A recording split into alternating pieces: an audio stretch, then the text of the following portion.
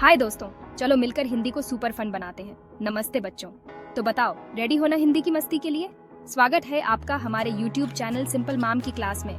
यहाँ हम हिंदी को इजी पीजी और धमाल मचाने वाले अंदाज में सीखेंगे।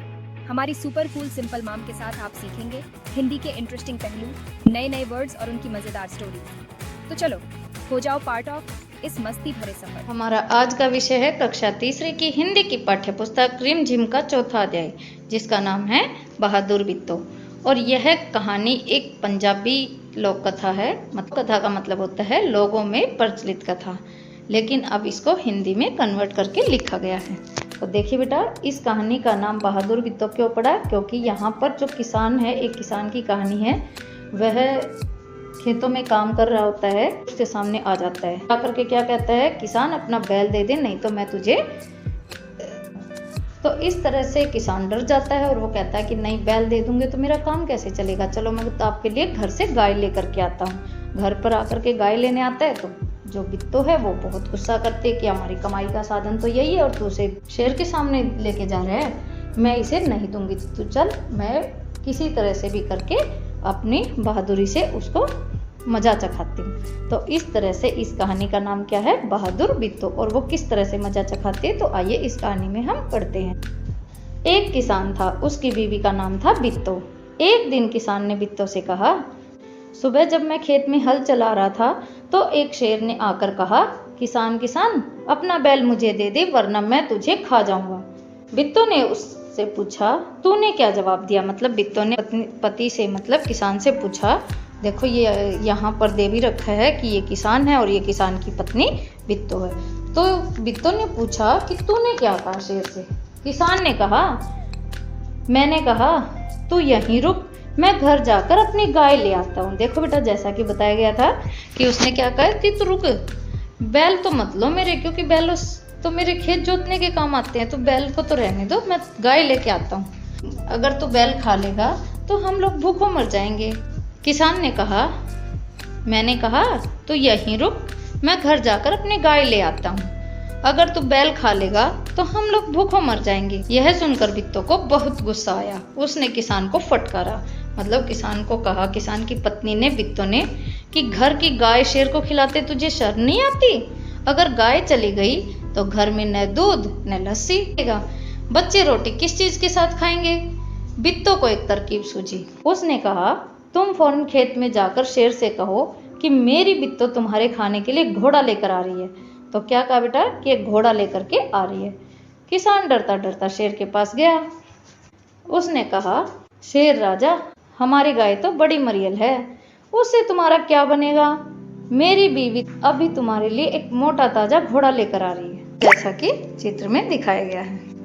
बिट्टो ने सिर पर एक बड़ा सा पगड़ बांधा और हाथ में दराती लेकर घोड़े पर सवार हो गई। घोड़ा दौड़ाती वह खेत पर पहुंची और जोर से चिल्लाई, अरे किसान, तू तो कहता है कि तूने 4 शेरों को फांस रखा है, यहाँ तो सिर्फ एक ही है, बाकी कहाँ गई? फिर वह घोड़े से उतरकर शेर की तरफ बढ़ी और कहने लगी, अच्छा कोई बात नहीं, नाश्ते में एक ही शेर काफी है। मतलब बिट्टो ने अपनी बहादुरी दिखाई और अपने आप को ऐसा दिखा दिया कि जैसे तो मैं राक्षसी हूँ और सारे शेर खा जाती हूँ। तो मतलब और दिखा दिया कि यहाँ पर तो एक ही शेर है, इसको मैं कैसे खाऊंगी? चलो कोई बात नहीं, एक ही बहुत है। इतना सुनना कि शेर डर के मारे कांपने लगा और भाग खड़ा हुआ कि अब ये राक्षसी आई है और मुझे खा जाएगी। यह देखकर बिट्टो बोली, देखा, इसे कहते हैं हिम्मत। तुम तो इतने डरपोक हो कि घर की गाय शेर के हवाले कर रहे थे। और जो बिट्टो ने बहादुरी दिखाई और शेर भाग गया।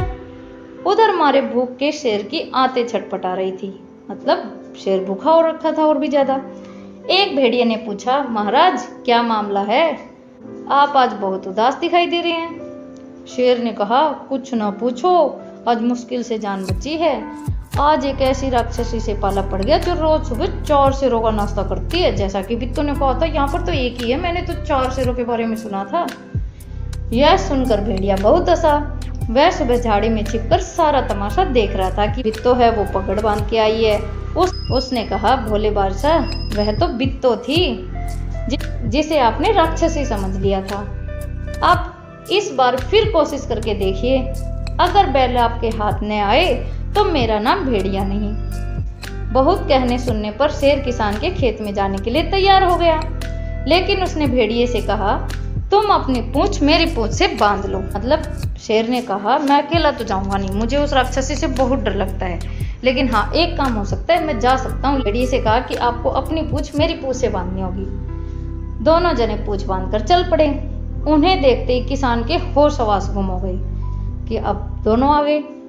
वह डर से थर थर कांपने लगा, लेकिन बिट्टो बिल्कुल नहीं घबराई। भेड़िए के पास जाकर उसने कहा, क्यों रे भेड़िए, तू तो अभी वादा करके गया था कि तू अपनी पूंछ से 4 शेर बांध कर लाएगा, लेकिन तू तो सिर्फ एक ही शेर लाया है, वह भी मरियल सा।